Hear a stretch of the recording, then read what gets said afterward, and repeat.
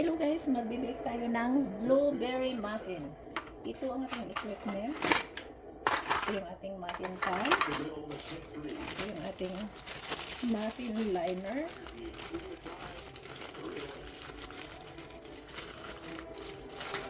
Ito siya. Maliliit lang eh. Gusto ko sana malalaki. So, ilagay natin siya dyan mamaya. At ito ang ating hand mixer lang ang gamitin ko guys.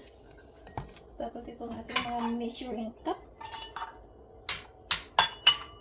measuring spoon. Tapos kailangan natin i-sift ang ating flour. Kailangan natin ang 2 cups na flour. Itong ating flour.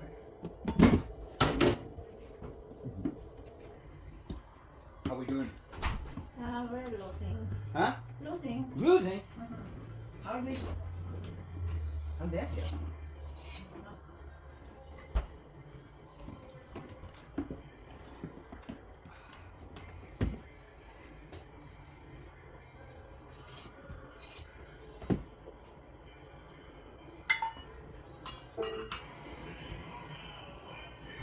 Join us for our Pure Auto post-game show immediately following this game. We had a couple of lead changes in this one, a few big swings from Tiger sitters, including the first grand slam of the season for Kerry Carpenter. How you lead with a solo homer. We're looking for one more lead change in this one, guys, and it's going to have to be against a fresh Josh Hader. We'll see if the Tigers can get it done. We'll look forward to post-game, Danielle. Tigers hoping to have a celebration. Hader has not thrown in the series. The left-hander is in just his 11th outing of the year. He's allowed just one earned run. It's there.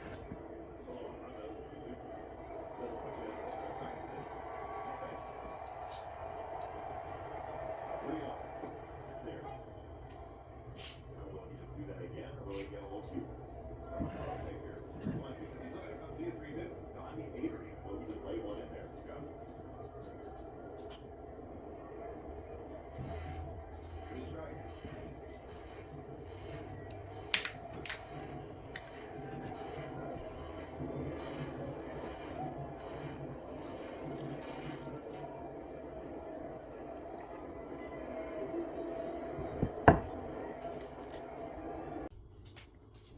Kailangan natin ng 1/3 cup butter. Soften. Ayan. Ayan.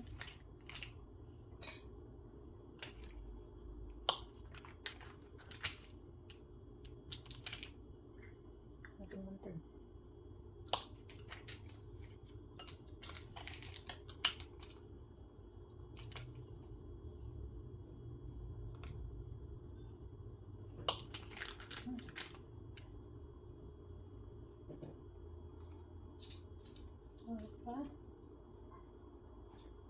About that much.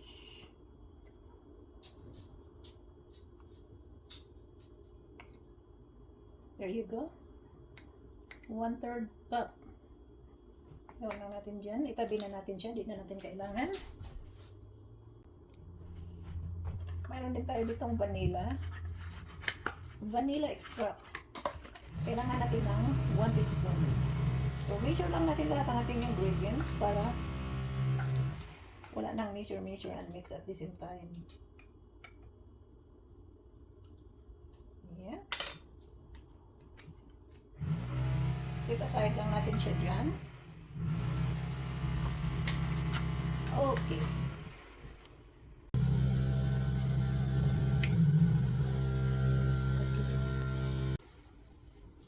So, ayan. Dito i-add na natin ang ating butter.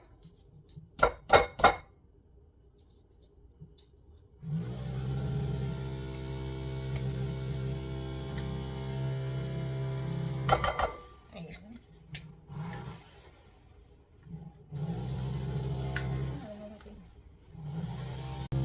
At sugar.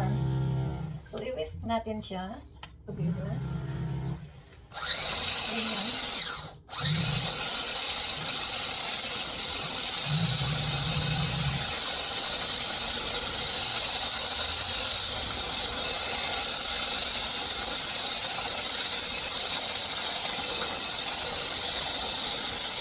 Ayan, nakumbay na si sugar at si butter. Kailangan natin ng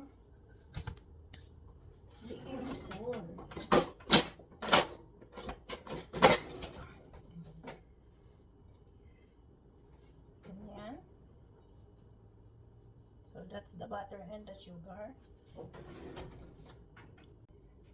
Next, add na natin ang ating itlog. One at a time. 1 egg. Be careful na kailangan mahalong siya.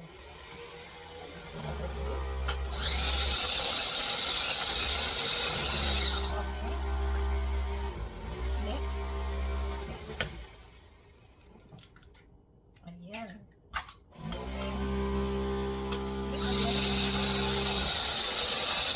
Yan na natin ang ating vanilla. Baho. Lagyan na natin yung ang ating flour mixture. Ayan.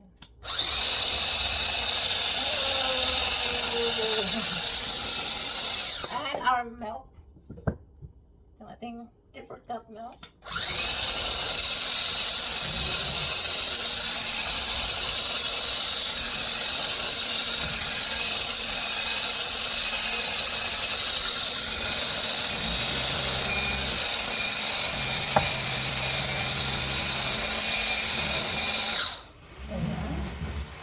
Wow!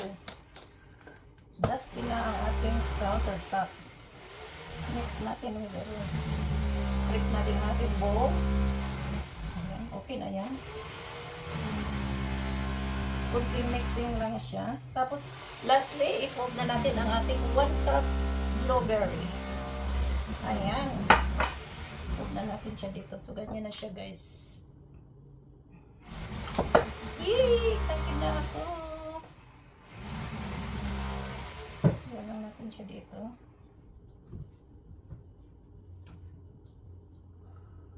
Fold lang natin ng mabuti para lahat ng muffin ay may blueberry. Hindi yung iba walang blueberry. We can always add if you want it more. Uy, sarap niya. Look at that.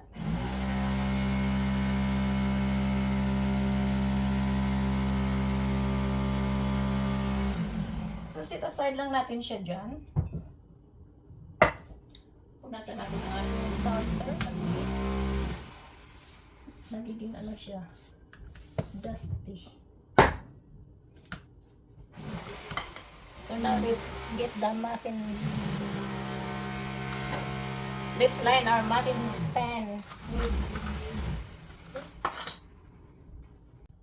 So, ito ilalay na natin ang ating muffin pan. Hindi ko alam kung ilan ang magawa natin. So, we're gonna make 3. So, 6 each. So, we're gonna make 12, 13, 6, 12, 18. Kung hindi magamit lahat, okay lang. Para walang problema. So, lagyan natin siya ng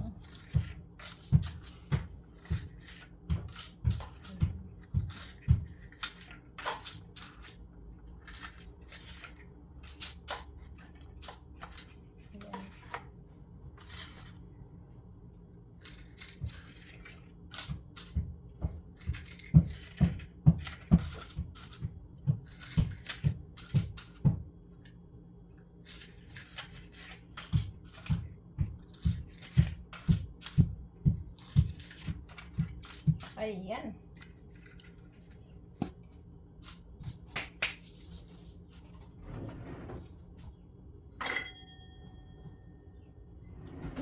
Gamitin natin pang scoop sa ating ayan. Kailangan din natin ng ayan.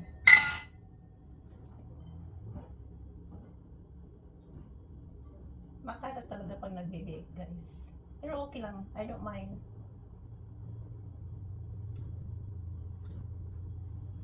Okay. Scoop natin siya. Habang ano yan natin yan, ipainit na natin ang ating oven sa 425.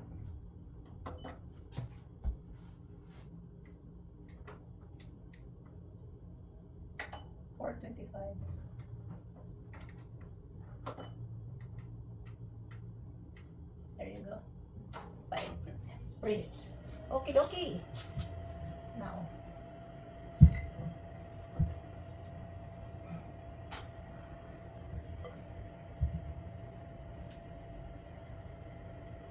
one-fourth cup. Masyadong malaki yata. Bahala na. Wala kasi akong ano eh. Wala akong ice cream scooper. Let's try.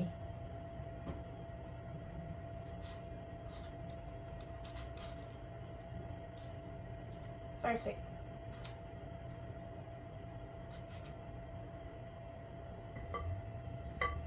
Ayan. Keep going hanggang sa mapuno.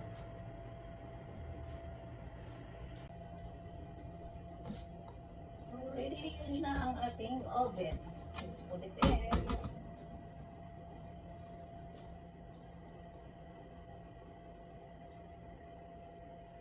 Into the oven. So, nakagawa tayo ng 1 dozen.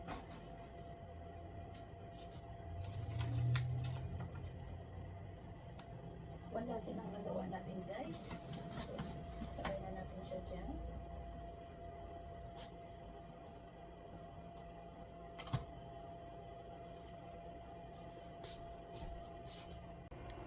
Yeah, malapit naman daw to, guys. Ayan.